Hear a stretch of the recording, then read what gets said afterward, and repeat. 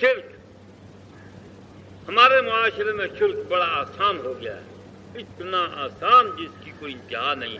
استغفر اللہ استغفر اللہ استغفر اللہ، لوگ یوں شرک کرتے ہیں جس طرح وہ قبر چٹ مولوی حلوہ کھاتا ہے، بڑی آسانی سے، بڑی ٹیکنالوجی کے ساتھ اور بڑی سائنٹیفک اصولوں اور طریقوں کے ساتھ۔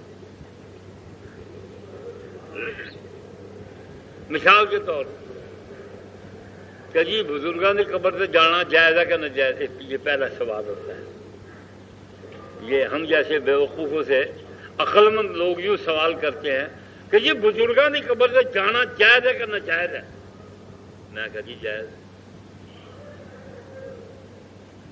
میں کہا پر یہ گل ہے اتنے جا کے ان جفی پانا ناجائز ہے،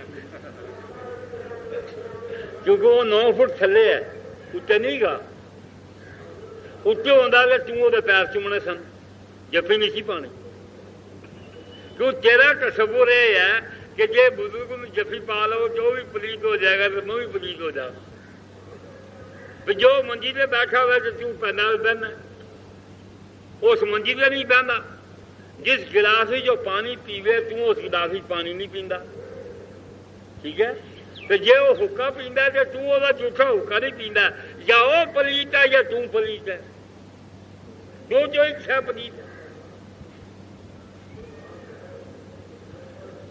زندہ یا مردہ انسان کے ساتھ ایسی محبت وابستہ کرنا جس محبت میں کسی اور کا حصہ نہ ہو، سمجھیے میری بات کو، سمجھے ضرور، گالیاں بڑی خوشی سے جو دینا چاہتا ہے دے لے، لیکن میری بات کو سمجھے ضرور کہ کسی انسان زندہ یا مردہ سے ایسی محبت کرنا کہ جس محبت میں کوئی اور حصہ دار نہ ہو، یہی شرک۔